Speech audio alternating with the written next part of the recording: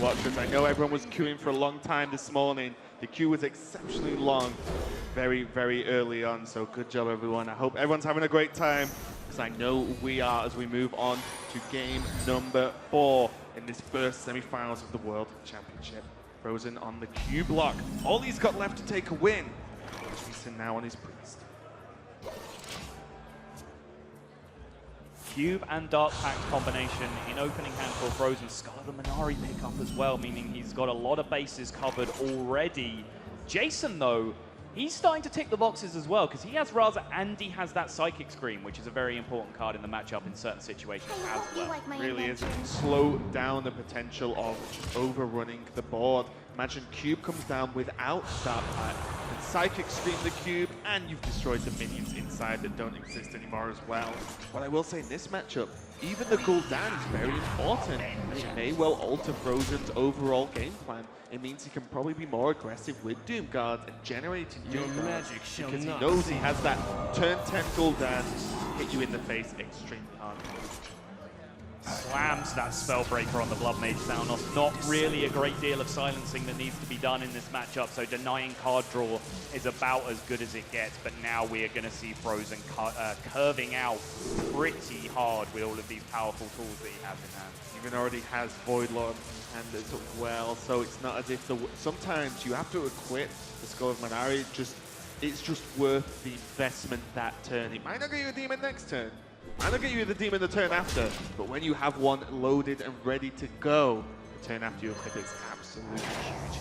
What do you ask? Summon a 5/5, deal 5, no polymorph effect from the Kazuka's potion, which again can be crucial.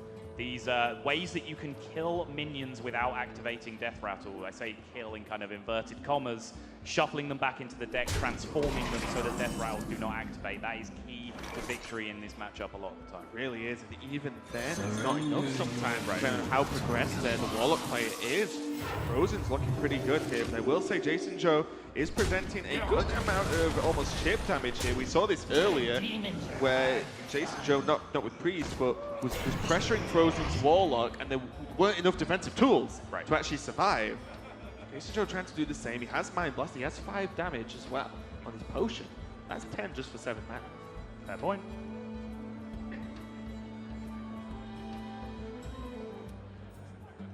Now, FrOzen will be considering exactly how he sees this game going. And he's going to say, well, I have 2 cubes, I have 2 Dark Pacts. Yes, I would like more Void Lords. It might not be as strong as Doom Guards in terms of, punching your enemy to death, but they're definitely big minions that are hard to remove. But just Jason.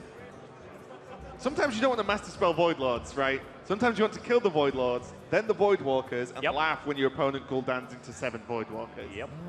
So although the master spell's a good draw, Jason now has to make a decision on how he wants the game to play out, or how he foresees the game to play out.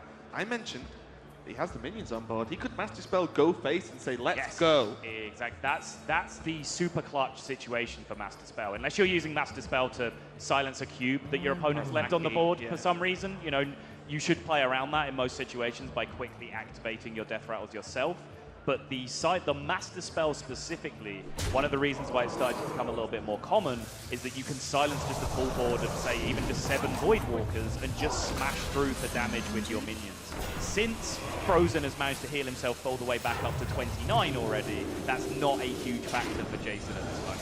Yeah, he only would have pushed, what, 7 through minions this turn? Not huge, not in the danger zone in terms of health for FrOzen. But that moment, that decision from JasonZhou is when I wish we had alternate timelines we could visit, where we could go and see what happens if he went silent and aggressive. You choose to create as many Void Walkers as possible, though. Which, again, as I said earlier, really mess with your Gul'dan numbers.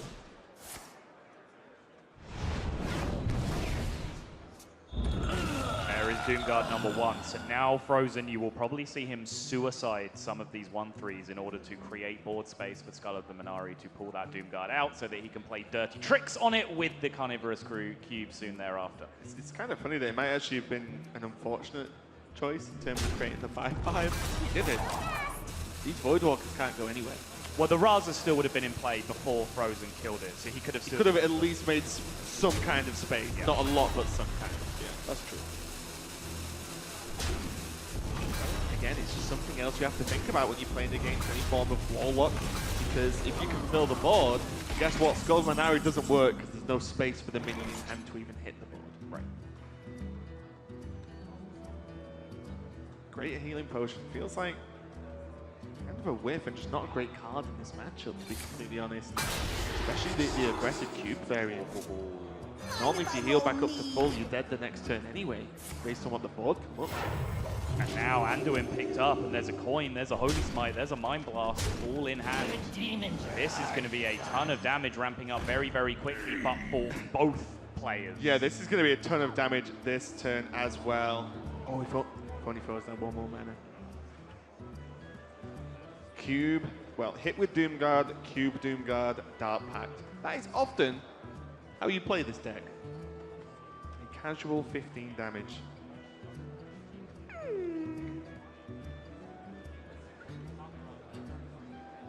FrOzen searching for a play that doesn't walk right into Shadow Reaper Anduin this turn. I'm wondering whether he cares. A lot of the time, if you set that many Doomguards up, that it's a problem that Anduin kills them all. You have Gul'dan in hand, and okay, 10 mana, now you are dead. He has 6 Voidwalkers in his pool, though. That's where the problem with the decision of creating the double Void Lords was Right. from the original Exactly. cube.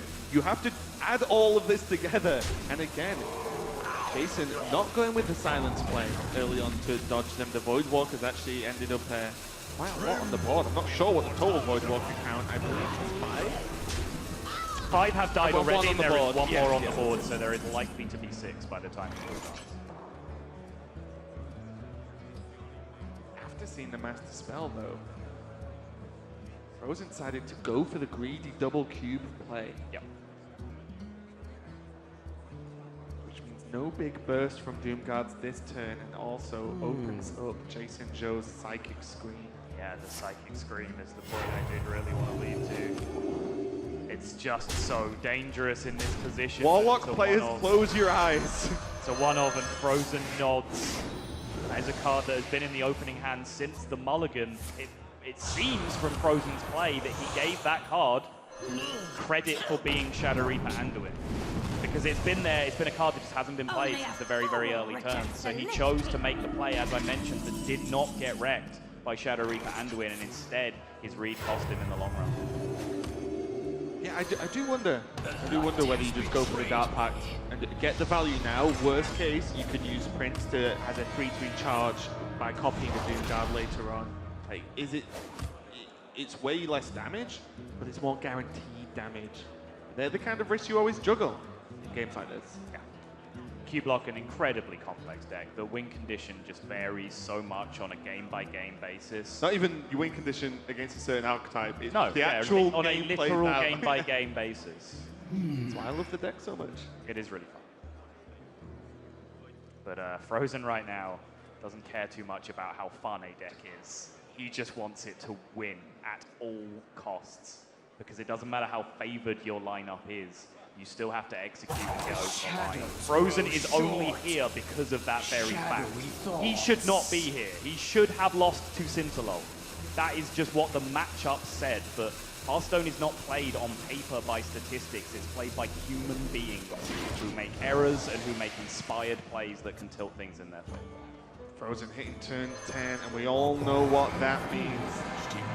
No point waiting to try and get any more Doomguard value. Often just slamming Gul'dan as soon as possible is key. To get one Doomguard, that's actually very, very good for FrOzen. But the amount of Voidwalkers in play and the limitation on how many demons you can even summon because of what the board looks like, Right. with the Zealot and the Librarian on board, just getting one Doomguard was huge there. So 3, 4, 5, 10, 11, 13, 14 damage represented on the board. If JasonZhou did not have answers, but JasonZhou has a full hand of priest cards, it's just so likely he has game against this. Orkanite Circle, Dragonfire Potion, even big Pyromancer plays, you know, interjected with pings to random minions here and there would be able to take huge chunks of this board away. This is definitely a spot you don't want to find yourself in. Without having power demon play and looking at FrOzen's hand and the shape of this, there's no cubes, there's no big pushes from FrOzen in hand now.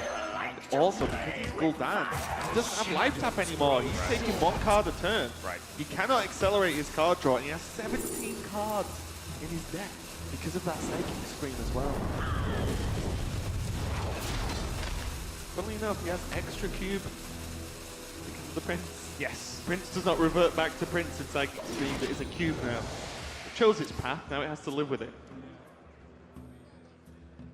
These are just such low impact cards being drawn by FrOzen. Defile, Hellfire, Mistresses of Mixtures, just not what he needs in this spot. He needs some kind of way to race this down, but he made his big push on that Tal'Daram turn, and I really do think it was based on a hand read that ended up being incorrect.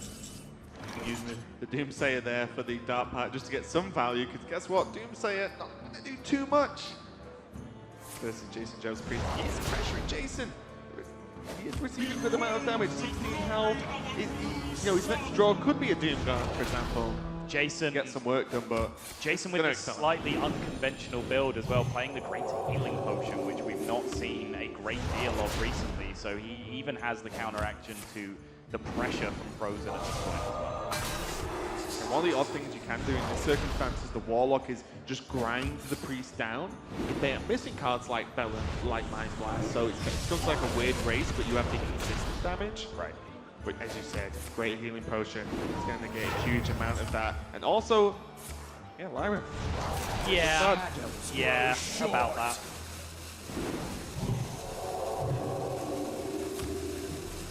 I really do wish these animations would cooperate, so I would know exactly where in the sequence we are right now, or what Jason's outs are at the end of the game right now at this point. It seems unlikely. Yeah. Especially when you remove silence from the equation. Yeah.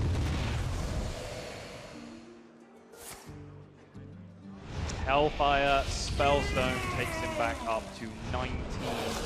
There are still Mind Blasts in hand for JasonZhou. The silence gets burned though. It looks like with Priest of the Feast, he can quite happily heal up with all these one-mana options. It looks like he might have lethal covered anyway. Silent Probe, Power Word Shield, there's so many cheap spells in hand.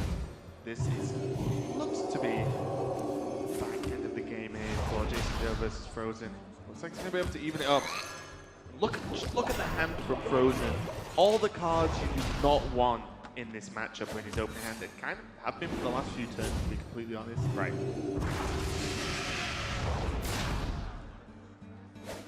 This one will prove very useful. Curious. He played a Priest of the Feast and a Tar Creeper. He has a Mind Blast, a Spirit Lash, and another one-mana card in his hand.